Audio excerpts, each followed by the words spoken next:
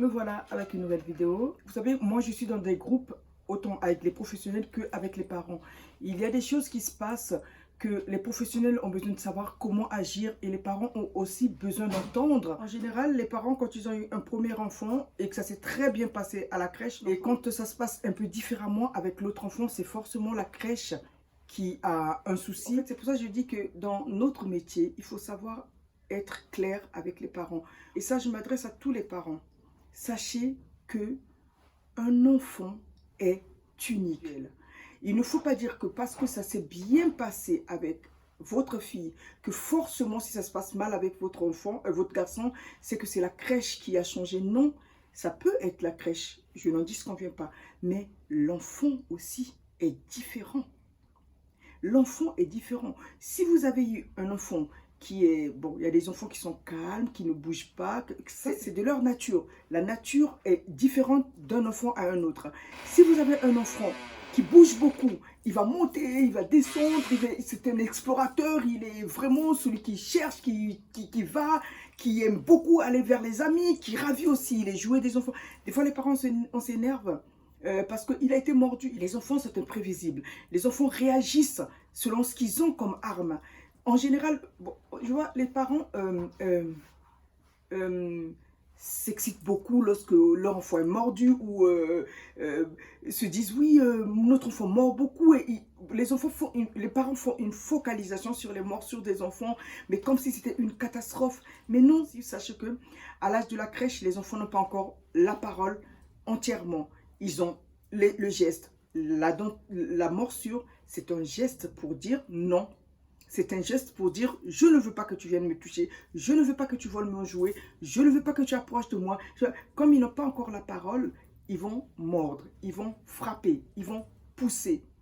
Mais ça ne veut pas dire que ce sera des psychopathes demain matin. Et vous savez, les enfants se disputent, les jouets, les enfants se disputent. Ça ne veut pas forcément dire que la crèche n'est pas bonne. Ça veut peut-être dire que votre enfant est social. Je sais que ce n'est pas une raison pour laisser qu'on le frappe, pour laisser qu'on lui fasse du mal. Vous savez, je suis un parent, je sais. Mon avantage à moi, c'est que je suis en même temps parent et en même temps professionnel de la petite enfance. Du coup, je suis des deux côtés et j'ai vécu les mêmes choses que les parents vivent. Mais aussi, je sais ce que ça fait à un auxiliaire de se rendre compte que le parent pense que son enfant est négligé. Mais les enfants sont dans un lieu où ils apprennent à vivre en société. Et bien, il y a tout ça dans la société. Dans leur société des enfants, il y a tout ça. Alors, j'ai vécu dans une crèche où un parent est arrivé et son enfant a été mordu. Le soir, le parent arrive très, très, très fâché. Je l'ai laissé parler, il a fini, il a pris son enfant, il est parti. Et le lendemain, quand il est revenu, j'ai dit, est-ce qu'on peut se parler? Oui. Il a dit, oui, d'accord, on peut se parler et tout, voilà. Et là, calmement, je lui ai expliqué, bon, je vous ai entendu dire des choses hier, je comprends, mais j'aimerais vous dire une chose. Nous sommes des professionnels de la petite enfance. Nous sommes des parents des enfants aussi. Nous avons connu la même chose que vous. Et je lui ai donné mon expérience à moi avec mon fils. Je vous ai déjà raconté dans une autre vidéo. Mais au jour d'aujourd'hui, je comprends que ça arrive. Vous savez, l'enfant qui a mordu votre enfant n'est pas un monstre. C'est juste un enfant. Les auxiliaires n'ont pas fait exprès de laisser qu'on morde votre enfant. C'est juste que les enfants vivent ensemble. Et c'est vraiment imprévisible. On ne peut pas contrôler ça. On ne peut pas contrôler le fait. On ne peut pas savoir à quel moment un enfant va mordre l'autre. À quel moment. Et on peut pas. Et vous savez, le problème, c'est qu'il y a des enfants qui s'acharnent des fois à mordre un seul enfant. Un seul. Il a vraiment... Et en général, ce sont les amis, les enfants qu'ils aiment le plus. Un enfant va se mettre à mordre une personne à chaque fois. Mais c'est parce que c'est un enfant que lui, il aime. Des fois, c'est un enfant qui ne veut pas jouer avec lui. Et lui, il aime tellement qu'il va le mordre pour lui manifester son envie de jouer avec lui, tout simplement. Quand un enfant se fait mordre, avant que vous veniez récupérer votre enfant, sachez que nous avons été au premier fond, nous avons été blessés, nous avons été touchés parce que nous savons que ça ne va pas vous plaire. Et comment vous expliquer qu'on a mordu votre enfant? Mettez-vous à notre place. Nous ne faisons pas exprès de laisser que les enfants se fassent mordre. Je dirais, nous parents, qu'on comprenne que ça arrive. Moi, je ne comprends pas pourquoi quand ça arrive à la crèche, c'est une catastrophe. Et quand ça arrive à la maison entre nos enfants, ce n'est pas une catastrophe. Vous savez, des fois, le grand frère fait du mal au petit frère. Le petit frère fait à la maison. Vous croyez que c'est parce que vous êtes négligent?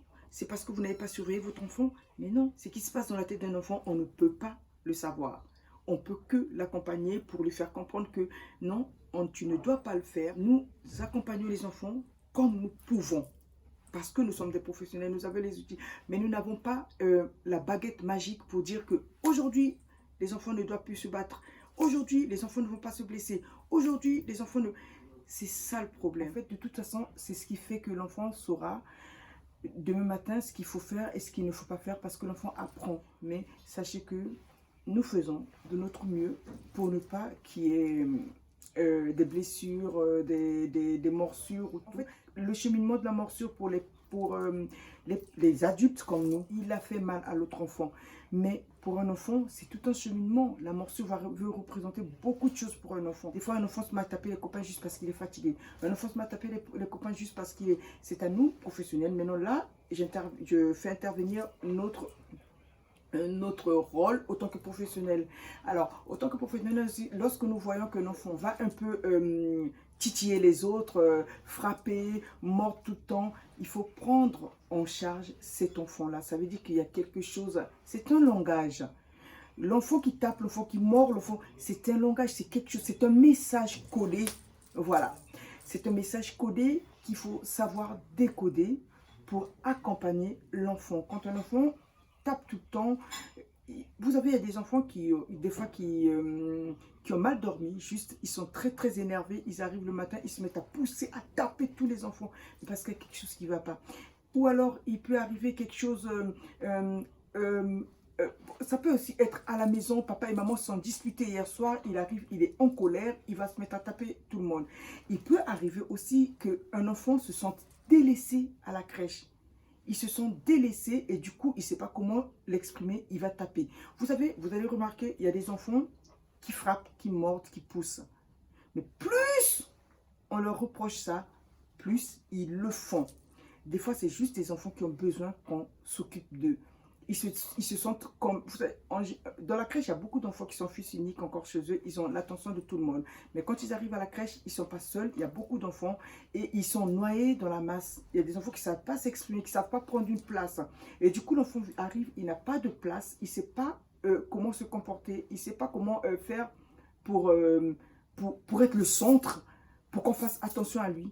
Et bien, il se rend compte que lorsque je mords, on fait attention à moi. Lorsque je frappe, on fait attention à moi. Et il va continuer dans ce sens-là.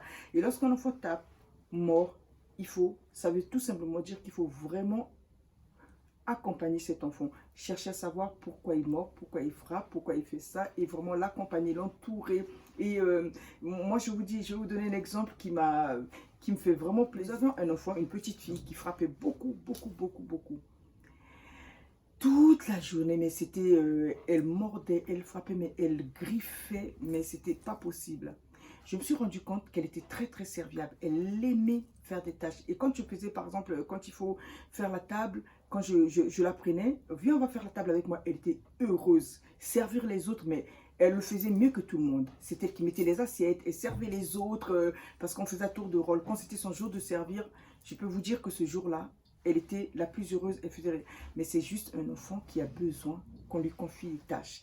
Et quand moi j'ai compris ça, et ben, dès qu'elle commençait à taper, je la grondais même pas. Je ne lui disais pas, pourquoi tu frappes et toi arrête de frapper les autres. Non, je la responsabilisais. Dès qu'elle commençait à taper, je disais, ok, qu'est-ce qui s'est passé? Bon, arrête, on ne tape pas les autres parce que tu fais mal, tu vas aller la pleurer et tout. Et ce que je faisais, c'est que je disais, bon, ok, aujourd'hui, c'est toi qui vas faire ça. On va faire ça avec, je prends 2 copains, venez, vous allez faire ça. Nous allons faire les lits, nous allons faire, vous savez, il y a un truc que je faisais avec les enfants qui était juste extraordinaire. Je leur donnais des gants jetables. Je mouillais les gants jetables, je donnais aux enfants, je disais, on va faire le ménage tous ensemble. Mais vous ne pouvez pas savoir comment c'était extraordinaire pour cette petite fille. Chacun avait son petit bout. Qu'est-ce qu'on nettoie, Solange? Il nettoyait toute la salle. Et bien, vous savez, les enfants, en jouant, et bien, je vous assure qu'ils faisaient vraiment le ménage. Hein. Après, quand on finissait, la salle était nickel. Hein? Nickel. C'était un jeu pour eux, mais c'était extraordinaire parce que ça les séparait, ça la responsabilisait. Elle, quand tu lui donnais une responsabilité, ça la valorisait en fait. Ça la valorisait. Et d'autant plus que quand elle le faisait, on disait, ah, c'est très bien, ah, c'est formidable, mais tu fais très bien et tout, ça la valorisait. Souvent un manque à combler. Une fois qu'on comble ce manque-là, l'enfant redevient un autre. Des fois, on passe à côté d'un enfant extraordinaire juste parce qu'on n'a pas su combler le manque de cet enfant. Donc, voilà. Du côté des auxiliaires, il faut vraiment essayer d'accompagner les enfants, essayer de combler les manques quand vous voyez que l'enfant frappe beaucoup. Après, du côté des parents, sachez que nous sommes des professionnels, mais nous ne sommes pas des super-hommes. Nous sommes des hommes comme vous. Vous savez, nous sommes des professionnels, mais nous sommes aussi des parents comme vous. Nous vivons les mêmes choses que vous vivez avec vos enfants. Ce n'est pas des petits adultes, c'est des enfants qui construisent leur vie, qui cherchent à savoir les limites, les barrières, comment vivre avec les autres et tout. Donc, sur ce, je m'arrête là et je vais mettre en lien certaines vidéos que vous pouvez aller suivre sur Internet et qui vont continuer à vous instruire sur la morsure, sur pourquoi l'enfant tape, voilà, sur plein de choses. Allez regarder ça, c'est instructif. Alors, je vous remercie et à bientôt.